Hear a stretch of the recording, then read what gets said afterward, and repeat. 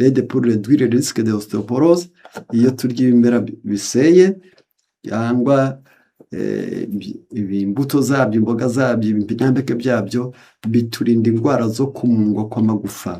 L'aide pour contrôler le stress, abantu barya ibintu biseye bibisi by'amoko yose, ndavuga imbuto, imboga ndetse n'ibinyampeke, bafite amahirwe yo gutuma badahangayika.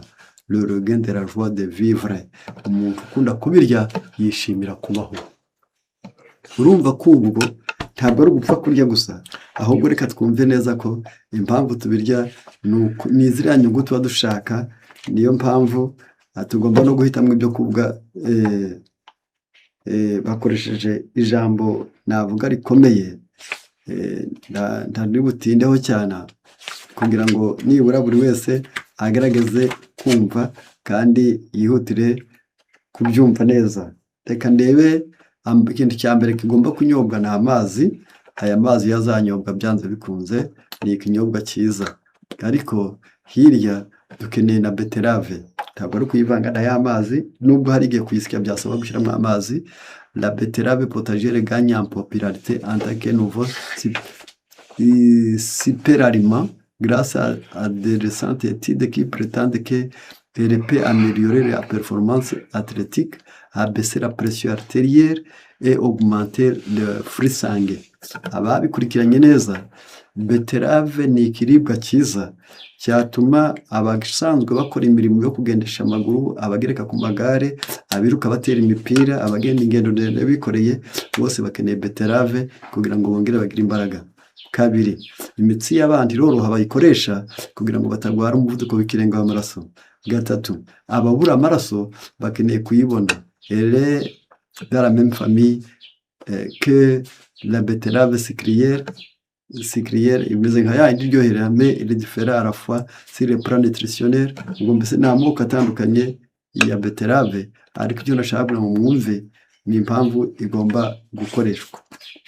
Noneho ndagera ku mboga zitwa brocoli. Izi mboga zitwa brocoli cyangwa se chou brocoli. Le brocoli est l'un des meilleurs légumes que vous puissiez mettre dans votre assiette. Ku isahani yawe yureka habeho brocoli. Il appartient à la famille de crucifères, ni mu bwoko bwitwa crucifères bujya mu bwoko bw'amashu, qui comprend les choux français, choux frères, choux bruxelles, choux chinois, choux cavalier, le rutabaga et le navet. Ibyo byose ni amoko y'amashu. C'est véritable pure électrique. Fournissent nutriments pour peu de calories. Ni koko harimo intungamubiri nyinshi cyane ariko amavuta akaba make. Une tasse de brocoli par exemple couvrira plus de 100% de vos besoins journaliers en vitamine C et en vitamine K. Birazwi ko wanywa umutobe wayo ungana n'ikirahuri, ababonye amahirwe y'100% muri vitamine C no muri vitamine K. Ces légumes est également une bonne source de vitamine A, d'acide folique et de potassium. Umutobe wa chou brocoli irakungahaye cyane muri vitamine C, amakene yawe 100% yakuzura. Vitamine K ngo ntiwavimyona, amakene yawe 100% yakuzura. Ni uruboga rwiza muri vitamine A, ubwo bivuze ngo amaso ntiyarwara. Acide folique ariyo mu bwoko bwa B9 bituma umutima utera neza, imitsi igakora neza. Potassium bituma impyiko zikora neza ndetse n'umutima ugakora neza. Niyo mpamvu hakenewe iyi bita chou brocoli. La consommation d'une grande quantité de légumes crucifères a été associée à un risque plus faible de cancer. Byarakurikiranywe ko bakuntu bakoresha imitobe y'amashu bakunda kudafatwa cyane kanseri, ntabwo ibashobora. En particulier cancer du poumon et du côlon. Cyane cyane abakoresha iyi mitobe y'amashu, kanseri y'igihaha na kanseri y'amara manini ntabwo yabashobora. Fati bien que plus de ces cliniques soient nécessaires, nubwo ari ngombwa kutareka kwa muganga, ariko tugomba kumenya neza ko aya mashu arakenewe. C'est qui prend des antiocoagulants comme warfarin. Ibyo ni byo kwa muganga, ntabwo nari nshaka kubitindaho cyane. Icyo nari nshaka ko mumenye neza ko chou brocoli aho muyibonye hose muba mubonye ubutunzi bukomeye. Ku bantu batwumva banazirikana ko ibyo tubasomera biba bifite ubushakashatsi bwimbitse, kuba bikoreye ubushakashatsi, twebwe tukaberaho kubibasomera tubagomba kumenya neza ko iriya shu borokori iri mu bintu bikumira binagabanya kandi bikanavura iyi ndwara bita H pylori cyangwa se Helicobacter pylori. Kari agakoko bavuga ko gatera kanseri y'igifu, birakenewe ko abantu bakoresha shu borokori bakaba birinze neza. Mu mashu asanzwe nayo arakungahaye na vitamine K, 8% de manganèse, 6% d'acide folique et de moindres quantités de vitamine B6, de calcium, de potassium et de vitamine. Les choux contient également un certain nombre d'antioxydants importants. Birazwi neza ko vitamine K, amashu afite vitamine K, amashu afite manganèse, afite acide folique, afite urugero rwa B6, ubwo ruvuga ngo abakobwa bakunda kubirya ntibakunda guhugwa. Noneho bifite calcium yitwa potassium nitwa thiamine kugira ngo abantu be kurwara imitsi, be kurwara ubwonko, be kurwara amagufa. Niyo mpamvu de nombreuses études ont suggéré que la consommation croissante d'aliments végétaux comme les choux diminue le risque d'obésité, de diabète, de maladies cardiaques et de cancer. Byarakurikiranywe ko abantu bingwereye imitobe y'amashu cyane cyane bakikoresha ntabwo bagira umubyibuho w'indengakamere, ntabwo bagwara diabète, ntabwo bagwara indwara y'umutima, ntabwo bagwara kanseri. C'est qui prennent des antiocoagulants comme abo rero ndagira ngo abone ko bahawe imiti yo kutabimyona bakeneye amashu kugira ngo nibura bibarinda. Carotte, icyo ni ikindi nacyo. Les carottes violettes, rouge, jaune bifite amabara atandukanye, hari izitukura, hari iz'umuhondo, hari izo ibitare. Hepati cultivé longtemps avant la carotte orange populaire, cyane cyane byahinzwe kera kuruta iya buno y'umuhondo qui a été développée par ariko se bimeze ki la carotte sommée conservée au réfrigérateur dans un sac.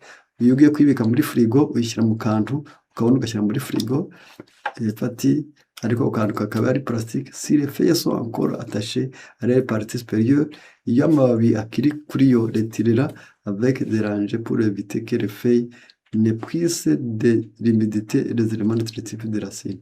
Arangiza ati barakubwiye bati urabona genzura urebe nujya kuyibika muri frigo uzayishyire mu kantu ariko uzakoreho amababi yayo kugira ngo kugwa nabi. Kubera iki? Ni ikiribwa gikungahaye mu bintu nagiye kuvuga ngo indemitace de carotte fournira à l'adulte moyen de 110% des acides journaliers en vitamine A. Uzabona vitamine A nyinshi, vitamine C, calcium, fer. Les carottes contiennent également des fibres, de vitamine K, de potassium, de l'acide folique, de manganèse, de la phosphore, magnésium, de vitamine E et de zinc. Muri karoti harimo vitamine K, muri karoti harimo fer mu maraso, muri karoti harimo calcium ikomeza amagufa, muri karoti harimo ibituma amaraso utabimyona, muri karoti bituma nayo ibintu mu bintu bifasha irakungahaye. Wabuze potassium, ubwo rero ariko iyo impyiko zirwaye ziba zidakeneye potassium. Hari ubwoko bw'impyiko butakenera potassium. Icyo gihe rero hari igihe muganga akubwira ati imineke, umwembe, karoti ubireke. Ibyo niyo mpamvu gusuzumisha kwa muganga hakiri kare igihe cyose urwaye impyiko nabyo biba bikenewe cyane. Noneho irabikwa neza niko kirafasha neza, ariko reka tuzirikane, reka duse n'abantu bafashe bati uwafata shu borokori agafata amashu agafata karoti akabisya hamwe maze agashyiramo indimu, yaba akoze ikintu gikomeye cyane, yaba afashe ubukungu bukomeye, kuko karoti ari urukingo rw'umwijima, amashu akaba urukingo rw'igifu, yarangiza shu borokori ikaba ari uko nguko, indimu nayo ikoza amaraso. Ibi bintu uko ari bine wabihuza, shu borokori, shu zisanzwe, karoti n'indimu akabisya maze yarangiza akabikoresha, yaba afite amahirwe yo kugira iyo bita zinc ihagije na vitamine E, bivuze ngo mu birebana no kororoka ababonye amahirwe akomeye cyane. Mu mirire yacu dukeneye ubwenge. Ubu bwenge nabwo bujya bugaburirwa. Nta mpamvu yo kwibwira ko ubwenge buri hafi imbere y'ujijutse ariko umupfapfa ajya kubushakira ku mpera y'isi. Ubwenge nabwo bujya bugaburirwa. Nta mpamvu yo kwibwira ngo urabufite. nta mpamvu yo gutekereza ko umwaka ushize watsinze ku ishuri, nta mpamvu yo gutekereza ko diporome yawe yanditse neza kandi ko wayitsindiye, ahubwo ubwenge bugaburirwa buri munsi n'ubwo ejo wari ubufite bushobora gushira. Dukeneye izo bita noix de cajou. Noix de cajou sont une bonne source de graisse monoinsaturée et de protéines. Muri noix de cajou harimo amavuta meza ataremereye, hakabamo na poroteyine nziza.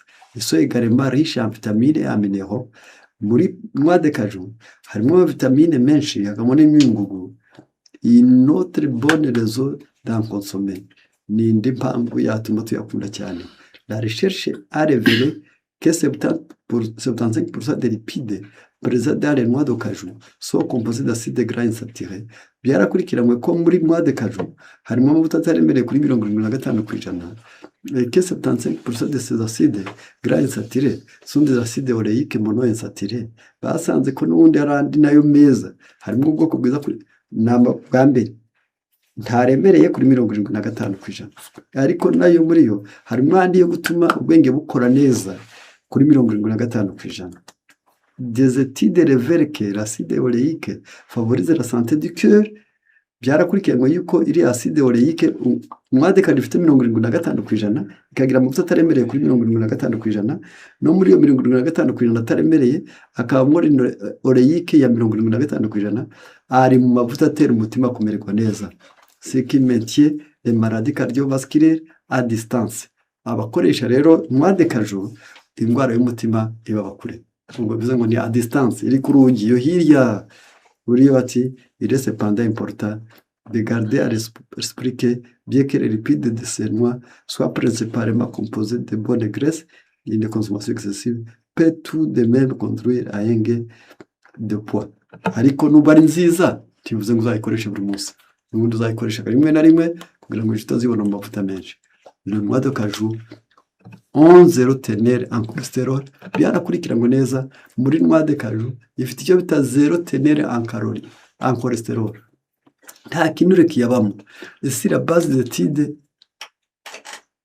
on estime qu'ils aident à détruire les bactéries responsables des caries dentaires. Byarakurikiranywe neza ko abarya noix de cajou badakunda kurwara amenyo et des maladies de gencives, ntabwo barwara ibinyigishi. Consultez votre nutritionniste, votre médecin si vous êtes préoccupé par d'éventuels effets secondaires, car les allergies de la noix de cajou comportent un risque de plus élevé d'anaphylaxie. Ati niba zikugwa nabi uzagenzure muganga. Aha ndatambutse kwa rwereka ko noix de cajou ni ikiribwa cyiza, ni ikiribwa kidaharwa buri munsi, ni ikiribwa gifite amavuta aremereye, ni ikiribwa cyafasha abantu bajya kurwara mu bwonko ntibagware no mu mutima. Chou-fleur, aya mashufurere nayo muzayiteho. Le chou-fleur fait partie de la famille des brassicas et contient des antioxydants et des phytonutriments qui sont capables de protéger contre le cancer. Byarakurikiranywe neza ko amashufurere nayo mu bwoko bw'amashu nyine, ariko akaba ari inkingiramugese, akaba afasha cyane mu gukingira indwara ya kanseri. Bien qu'il faille procéder à ce sujet à des prix amples de recherche, biracyarimo ubushakashatsi bukomeye cyane. Il est également riche en fibres, bituma mu nda horoha, ireba uturandari twiza, avec les bienfaits associés de favoriser la régularité, bigatuma rero hari igihe byatuma ugira gahunda yo kwituma buri munsi. Une tasse de chou-fleur gris fournira 77% vos besoins en vitamine C, 20% en vitamine K, 10% plus de vitamine B6. Byarakurikiranywe neza ko unyoye ikirahuri cy'umutobe w'amashufurere waba uzigamye 74% ya vitamine C, waba uzigamye 20% ya vitamine K, waba uzigamye 10% ya vitamine B ya gatandatu, répondra à vos besoins pour la journée en acide folique. Izakubikira acide bita folique muri wowe, ainsi que le prix pantothénique en calcium, en fer, en magnésium, en phosphore et en potassium. Ceux qui prennent des anticoagulants comme le warfarine doivent être conscients qu'une augmentation ou une diminution soudaine de la consommation d'aliments contenant de la vitamine K pourrait les affecter négativement. Icyakora bamwe imiti yitwa warfarine ubu ntabwo bayikoresha. Aha ndatambutse aya mashufurere nayo birazwi ko uretse no kuvura mu bwonko gusa, ahubwo aya amashufurere avura n'umutima.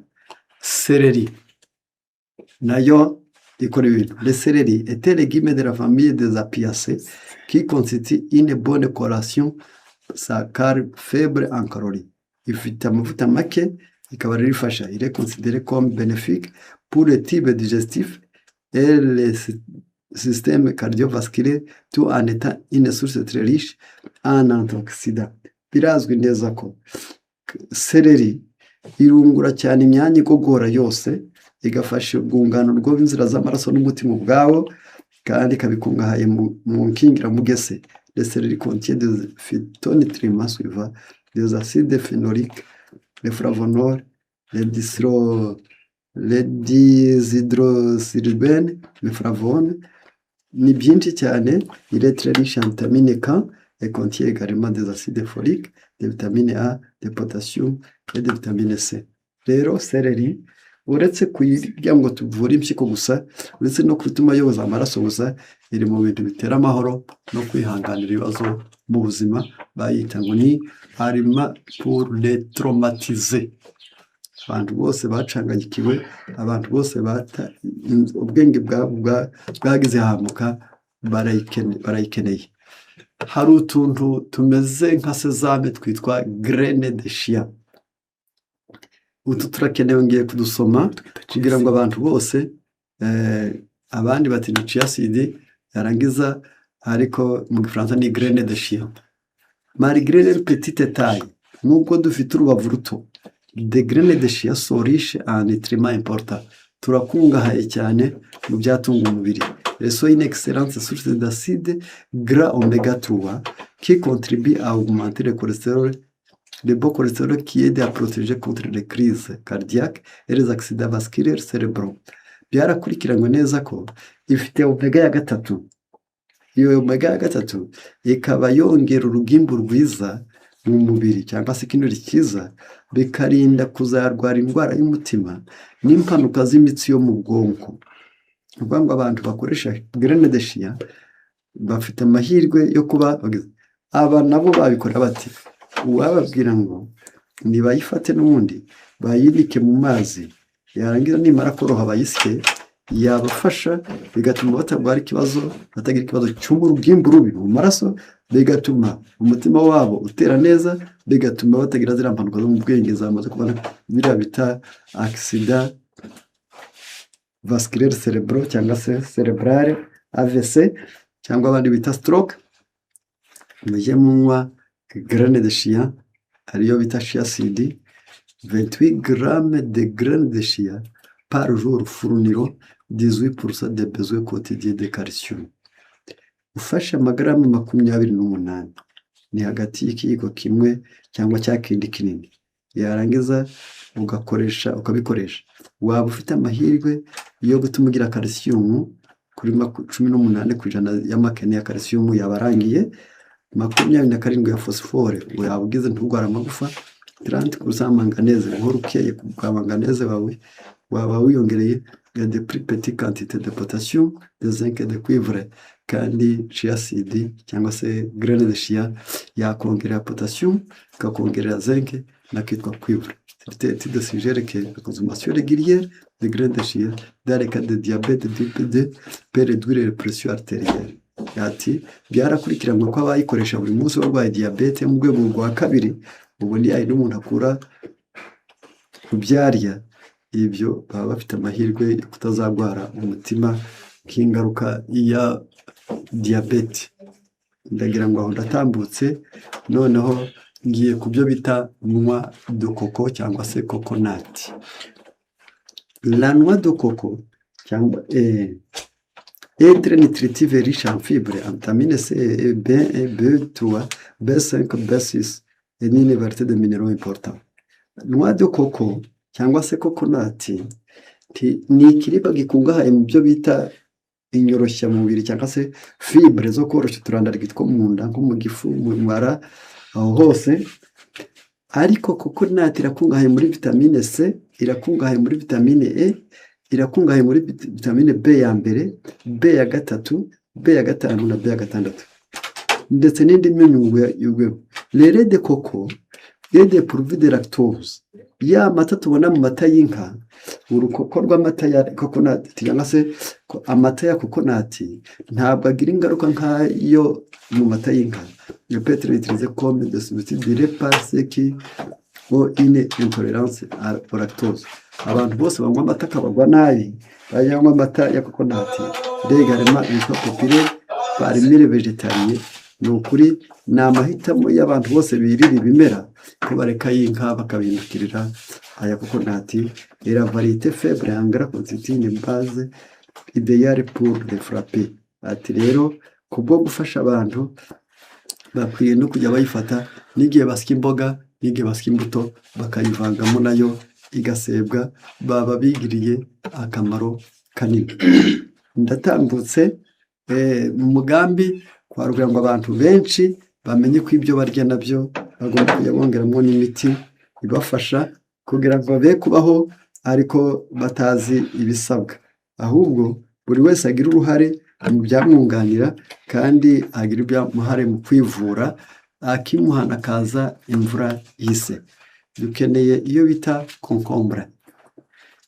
Les concombres appartiennent à la famille botanique de Cucurbitaceae comme remero. Iri mu bwoko busa naho bumeze nk'ubw'ibihaza n'ibindi byinshi bya pastèque, ikaba mu bwoko bwa pastèque. Ils sont généralement constitués de 95% d'eau, igizwe n'amazi 95%, et sont faibles en calories, ifite amavuta make, en matière grasse, donc amavuta ni make, en cholestérol nta kinure, en sodium n'umunyu ni muke. La consommation régulière aidera à prévenir la déshydratation. Abayikoresha cyane ntibakunda kugira inyota, et à maintenir une fonction intestinale saine, kandi abayikoresha cyane amara yabo akora neza. Ni ikinyobwa kirinda inyota, ni ikiribwa kirinda inyota, ni ikiribwa gitera amara gukora neza. Les concombres fournissent les proportions suivantes. Rero dore ibiyirimo buri munsi: 11% en vitamine K, ifite 11% ya vitamine K essentielle pour l'absorption de calcium, ubwo bigatuma calcium yawe ikuyoboka neza. 4% vitamine C, ifite vitamine C ya 4%, en magnesium, en potassium et en manganèse. 2% vitamine A, antiamine, en riboflavine, en vitamine B6, noneho en acide folique, en acide pantothénique, en calcium, en fer, en phosphore, en zinc et en cuivre. Ni kuko ni ikiribwa gikungahaye cyane. Les concombres contiennent également de l'ignane qui, selon les recherches, peuvent réduire le risque de maladies cardiovasculaires et certaines formes de cancer. Byarakurikiranywe neza ko muri concombre harimo urukingo rw'indwara y'umutima, hakabamwo no gukingira kanseri. Le concombre fait partie des 12 premiers de la liste de recherche sur l'environnement des aliments touchés par les résidus de pesticides. Byarakurikiranywe neza ko bibarirwa mu byo kurya bihangana n'imiti iterwa imyaka, noneho birakwiriye kwikoreshwa. Yarangiza ndagira ngo aho ndatambutse, ndagenda ngana ku musozo. Dufite iyo bita tangawizi. Le gingembre a longtemps été utilisé pour soulager les troubles digestifs. Il fait partie de la famille des Zingiberaceae. Birazwi neza ko iri mu bintu bifasha ibyo kurya igogora neza, ariko imaze igihe kirekire cyane ikoreshwa. Ndetse le cardamome ikaba ari ubwoko bw'iyitwa cardamome, curcuma ikaba ifitanye amasano na za curcuma. Des études ont montré que les composés phénoliques dans le gingembre aident à soulager l'irritation gastro-intestinale. Byarakurikiranywe neza yuko harimo akantu bita phénolique gafasha mu mvururu, gufasha kwivumbagatanya ko mu gifu n'uko mu mara, à stimuler la production de salive, bituma umuntu atuma mu kanwa, et de bile, bigatuma indwara iva mu mwijima mugasaba ko indwara ikakwinjiramo neza. Ya supprimer la contraction gastrique, bikubuza igifu guhora kigosora, et la circulation des aliments et les fluides à travers le tractus gastro-intestinal, bituma ibyo kurya bigenda neza mu mara, biva mu gifu bijya mu mara. Il y a également des composants anti-inflammatoires, ikaba irimo birinda indwara zo guhirirana, indwara z'umuriro, antioxydant n'urukingo rw'umugese, bénéfiques tels que le gingerol, le bêta-carotène, le capsaïne, l'acide. Ibyo ni il est également des preuves prometteuses que le gingembre pouvait aider à améliorer le contrôle de glycémie chez les diabétiques de type 2. Byarakurikiranwe neza ko abayikoresha ishobora gushyira umurongo kuri diyabete. None ati le gingembre naturel provoque peu s'il en est les effets secondaires mais peut aggraver les symptômes de reflux acide pour certains. Ariko tuyikoresha cyane kuko ari wabo yatuma igifu cyabo kitamera neza, ubwo bivuze kuyikoresha gake.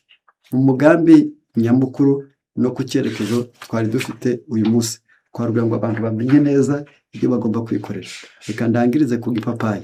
Ipapayi so de nos jours les papayes sont de nos jours largement disponibles, cyane cyane muri kino gihe igipapayi kirahari, est apprécié pour leur goût sucré. Abenshi barayikunda kuryoha, leur couleur chatoyante et la grande variété de leurs bienfaits pour la santé. Amabara yatandukanye bituma bifite akamaro kuri benshi. Parmi leurs nombreux excellents composés, il y a la choline, un nutriment très important, le polyvalent qui aide notre corps durant le sommeil, kiri mu bintu bitera gusinzira neza, qui favorise le mouvement de muscles d'apprentissage. Bituma imihoro y'umuntu ikora neza, apprentissage, bituma umubiri umenyera vuba, une bonne mémoire. Igipapayi gituma abantu bibuka. La choline contribue également au maintien de la structure des membranes cellulaires. Ingingo zawe ibyo bita ingirabuzima fatizo zikora neza. La transmission des influx nerveux, amaraso ajya mu mutwe neza, mu mitsi yumva, absorption de graisse, amavuta akakwinjiramo neza, réduire l'inflammation chronique. Abamenyera indwara zo guhirirana birahinduka rwose, ntibongere kurwara indwara z'umuriro. Rero mu mugambi nyamukuru w'icyo twari tugendereye, twarugira ngo abantu b'Imana babanze bamenye neza ko ubuzima bwacu tugomba kubufata neza, nabwo ni ubutunzi kandi Imana yaraduteganyirije. Tugomba rero kumenya neza ibyo dukwiriye gukorwa. Niyo mpamvu hano muri kino gitabo ngiye kurangirizaho kiranditse haravuga ngo duhindurwa n'ibyo twitegereza. Nubwo umuntu yaremwe ku ishusho y'Imana y'umuremyi we, umuntu ashobora gutoza intekerezo kugeza ubwo icyaha yangaga kera gisigara ari cyo kimunezeza. Nta kabazo, kubera ko areka kuba maso no gusenga, anareka no kurinda igihome ari cyo umutima we, maze agakora ibyaha n'amahano.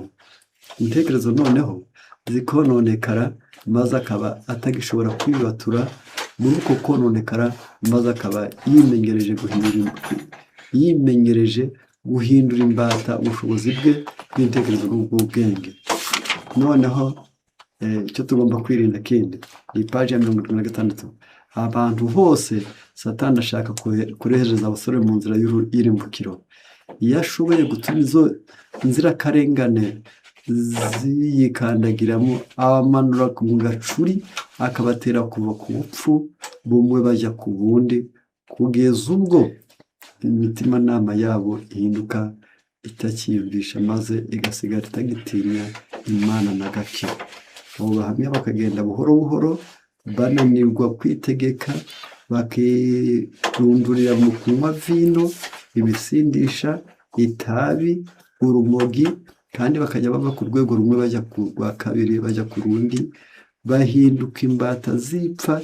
Inama bumviraga kera bagasigara bazisuzugura, bagakunda kwigaragambya, maze bakirata ko bishyira bakizana, kandi aho ari imbata zo kononekara kwabo. Icyo wumva ko ari umudendezo ni ububata bubohewemo no kwikunda n'ipfa rihindanye n'ubusambanyi. Niyo mpamvu abantu bakiri bato bose bagomba gutinya igisindisha ku bwoko ubwo ari bwo bwose kiba gifite alcool. Nako akundi bajya bandikira inyuma bakabeshya ngo no alcool. Oya, tukemere. Kuki se bo bagize amakenga bakabyandika? Ushaka imitobe iri ibanga, kubera ko ibintu byose batabanje kwandikaho, ni ukugira ngo baguhende ubwenge. Ni nko guha impungure inkoko wenda kuyifata nawe ikibwira kuri kuyiha ibigori, kandi hari icyo ushaka ariyo. rero aho niho muburizwa mu gitabo cyitwa inama ku buvuzi, mukabuzwa kurya za bombo, kuko bombo zakozwe n'inganda kugira ngo abana batozwe gukunda inzoga nibamara kuba bakuru. Rero reka turinde imitima yacu, reka turinde imibiri yacu, reka turinde imiryango yacu, reka turinde ikigega cyacu cy'ubuzima, kugira ngo nibura ubutunzi bwacu tubufate neza. Imana ibidushoboze mu izina rya Yesu. Amen.